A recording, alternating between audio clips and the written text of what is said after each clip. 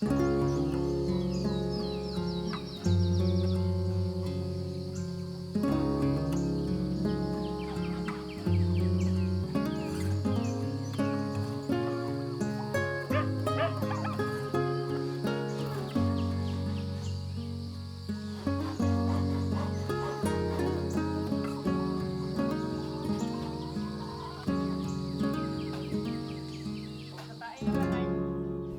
guys, it's another beautiful day once again and welcome back to Dextersworld channel.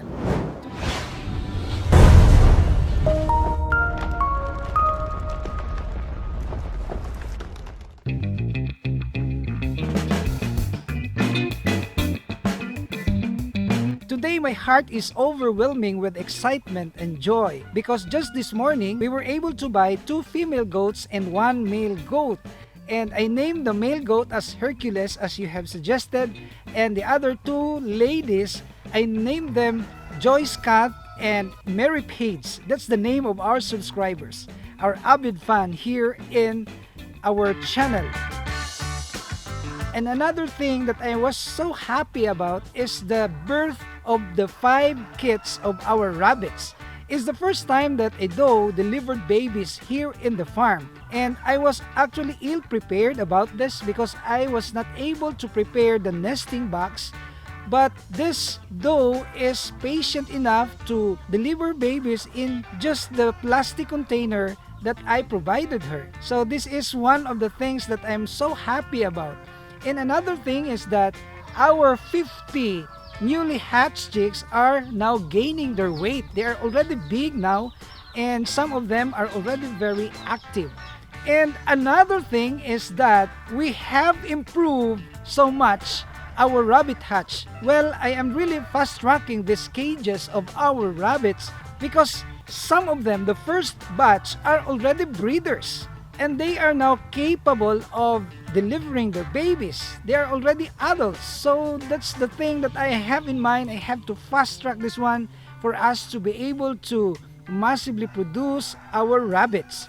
And another thing is that in the next couple of weeks, we are set to also improve or to fabricate our goat house. And that's the thing that I am really very excited about because these goats are also breeders now. With the 6 goats that we have here in the farm, I believe that this is already enough for us to start small and to think big. I'm thinking of a big goat farm out of the 6 breeders that we have.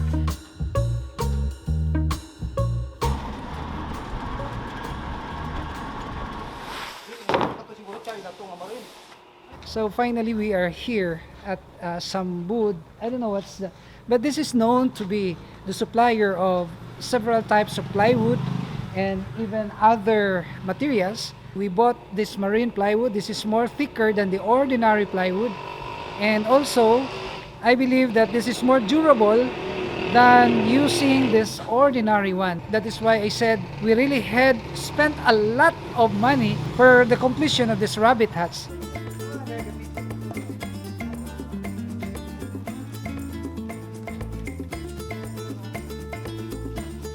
One, two, three, four, five, six, seven.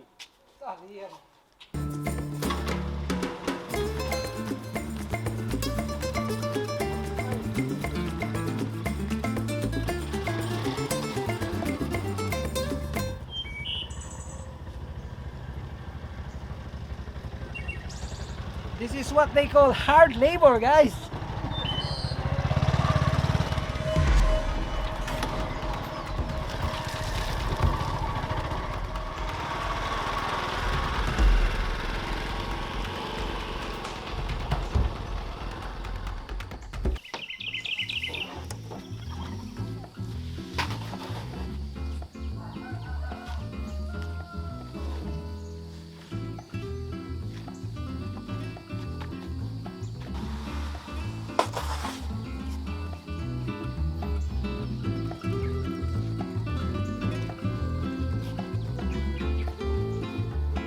So guys, we are here now in this very beautiful hutch. I call this a beautiful hutch because this is my first time to really spend this much only for the rabbits. Maybe another question that would you like to ask is, how much money did we spend for this improvement? Well, all in all, I can say that we have so far spent around 80 to 100,000 pesos, because at the ground level of this, we made this concrete. That's already including the materials and the labor. And you look at this welded screen. This welded screen is also very costly. It cost us around 8 to 9,000 pesos per roll of this welded screen. And if you have the budget, I would like to really recommend that you will choose this welded screen, and you will no longer be needing, as what I have said in my earlier videos, the frame or the wood to be utilized or used as frame. So we will focus now on the rabbits. Yesterday, when I gave some grasses to our rabbits, I was so amazed to see these 5 little kids that were just freshly delivered by this doe. And you will see that they are right here. I was so worried because I did not prepare this nesting materials for this doe. I was so worried and concerned that maybe this doe would not, nurse these kids. But it proves me wrong, because you will see that the kids are here, and the 5 kids are so healthy, and they are already 2 days old now, because these kids were delivered the other day, and they are so relaxed. And that is why I said that this place is really a good place for a rabbitry, considering that this place is very tranquil, no noise, no disturbances.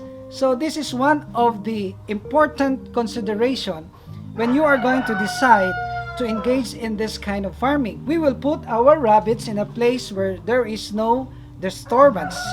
So this is really far from the main road. We are not disturbed by these vehicles passing by. If this gonna be completed, the left and right portion of this will have 2 layers of cages, and each of this cage will of course have 1 rabbit. We are separating the does from the bucks. So on this portion, we will put all the bucks, and the does will be placed right here. You will also note that this area is made concrete, and the floorings of this are just the soil. And I intentionally made this one because I believe that it's far more better to allow the does to deliver babies on the ground, especially on the soil, because it's my observation that they will have really a privacy, and they will just dig and make a hole and deliver babies. So no need of providing with nesting box, because they will just utilize the ground as their nest. So they will detach their fur, and they will cave in, and they will deliver babies.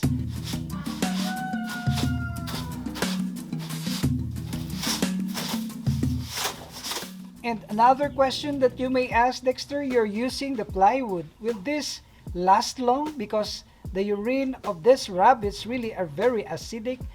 Well, my answer is yes, this will last long, provided that we are going to paint this one with this epoxy primer. This epoxy primer is really best when we are going to use this against the wood, because this will become shiny, too shiny that the urine and other substance, maybe water, will not penetrate on the wood because it is shielded with this kind of paint.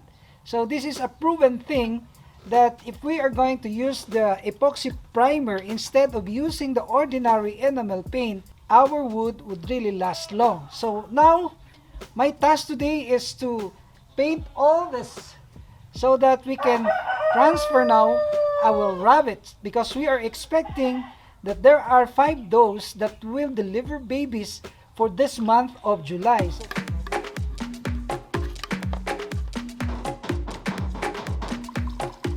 So this is not actually an ordinary paint, this is an epoxy paint that we have to mix this one with this lacquer thinner, because without this one, this is really very sticky. So now that this is no longer very sticky, we can use this now to paint the plywood.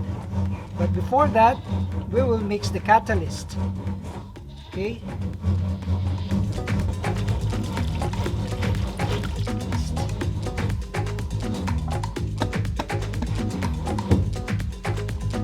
Once we will mix this one, we will make sure that this is gonna be consumed right away. We cannot wait for another day before we're gonna use this one because this will become hardened.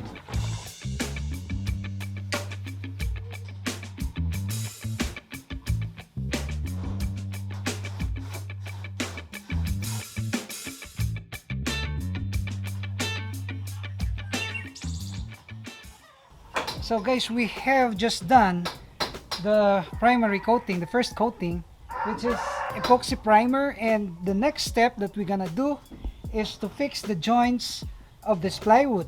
Well, we have to fix this one to prevent any liquid or the urine, water, whatsoever entering inside that will cause the decay of this plywood. So with the use of this easy tight, this is a good material for us to cover all the joints of this wood.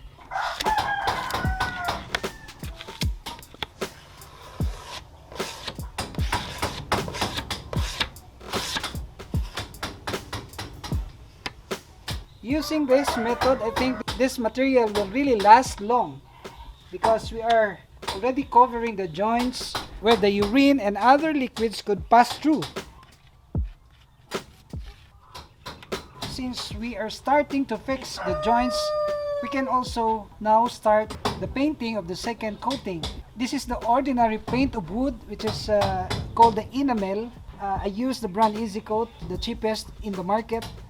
But what is important is we already have made the foundation of this.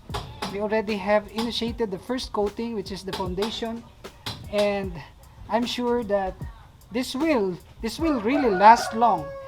Instead of using this galvanized sheet that is also very prone to corrosion, this is the alternative that we can also use. And of course, we have to paint this one carefully.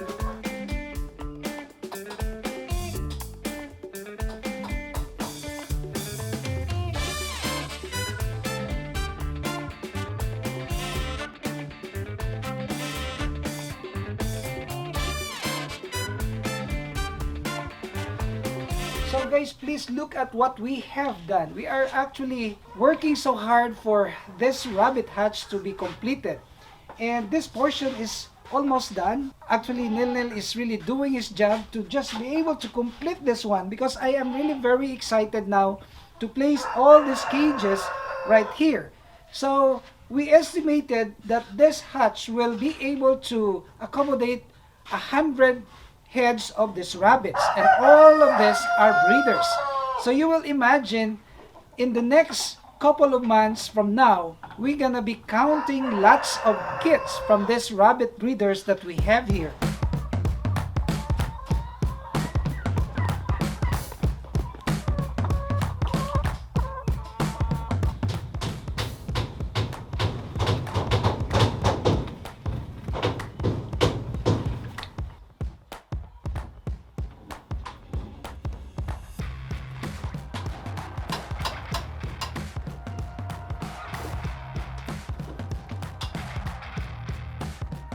So with this setup, I am fully convinced that we will have a successful rabbitry here in our place. And I'm dreaming to supply rabbit meats in the department stores and in other commercial establishments. So that's my dream. And also, I am dreaming to have my own fertilizer out of this manure of these rabbits. Well, it's been my experience that this manure can really grow the plants and even fertilize the plants that they will bear fruit. In fact, if you look at our papayas, this is our trial and error test, and it proves to us that this rabbit manure is really rich in vitamins that could grow the plants and even cause the plants to bear fruits.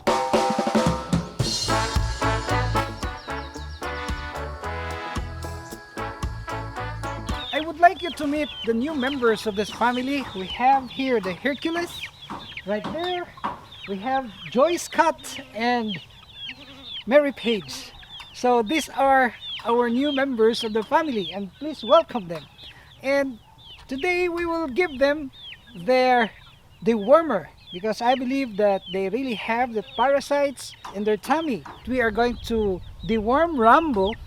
Then maybe in the next couple of weeks that you're gonna see him, Rambo will be the most handsome goat here in the farm. Well, of course, we have Hercules, the crossbreed also of this Anglo-Nubian and these native goats that we have.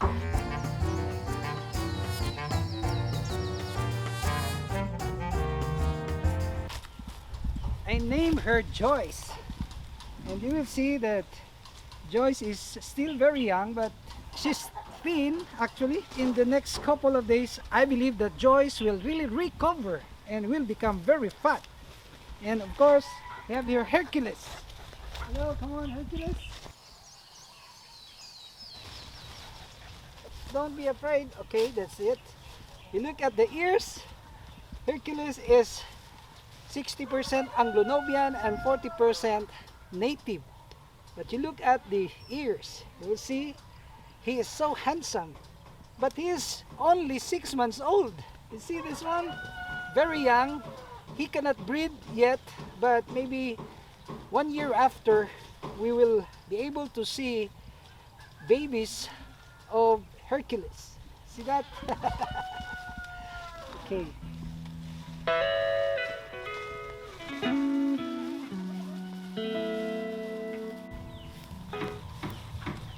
And this goat is Mary. Hello, Mary. Hello, Mary. Are you beautiful? Mary is here. Wow, I like your color. And this place will be their place. This is a big space reserved for our goats, and we will put some goat house right there, and we will see them in the future very relaxed and comfortable with their new habitat. So we will now proceed to giving them their dewormers. Come on. Behave. Jinky, behave.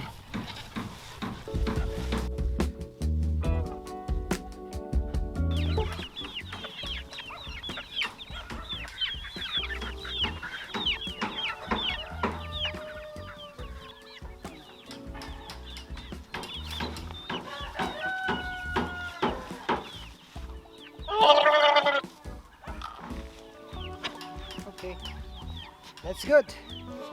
And another.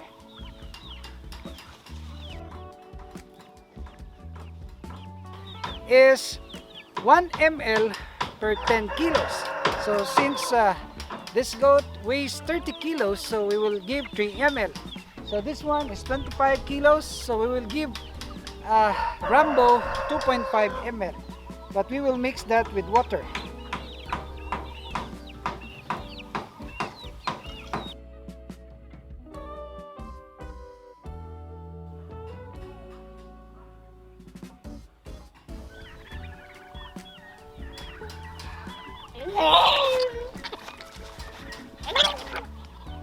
Okay, that's it.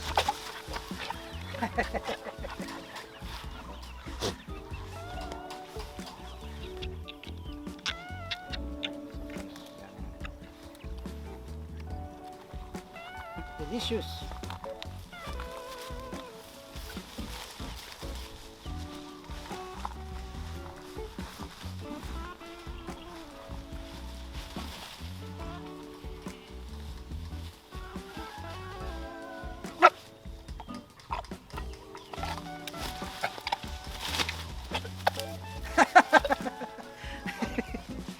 I'm sorry.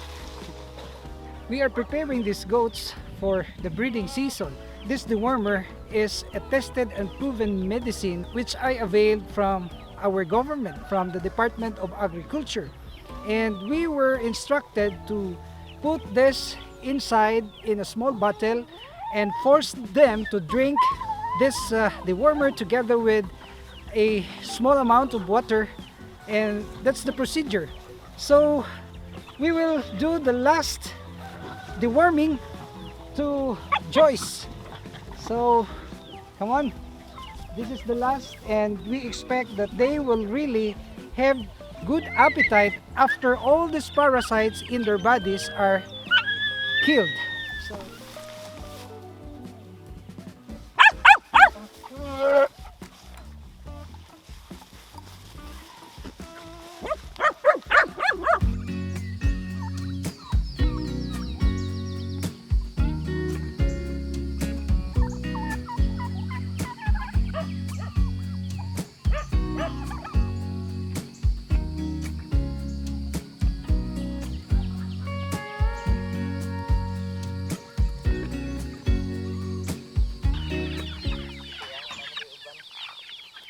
you know, the life here in this farm is really very fulfilling. Actually, if I will stay here all day long, it will relieve my stress, it will relieve my fear of this pandemic, and it will give me some sort of relaxation. And by the way, our newly hatched chicks, which numbered around 50 heads, are already gaining weight, and also the first batch of it, these chicks of the Rhode Island Red Chicken, are already big, and next week they're scheduled to be freed here in this area.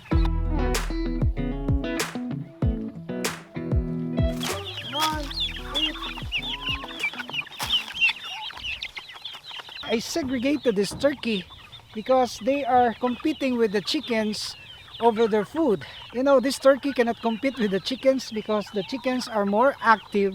That is why they have to be fed separately. And that's what I observe. We cannot mix together the turkey and the chickens. So this is also one of the important things that we have to consider. We will have an individual place for these fowls according to their kind.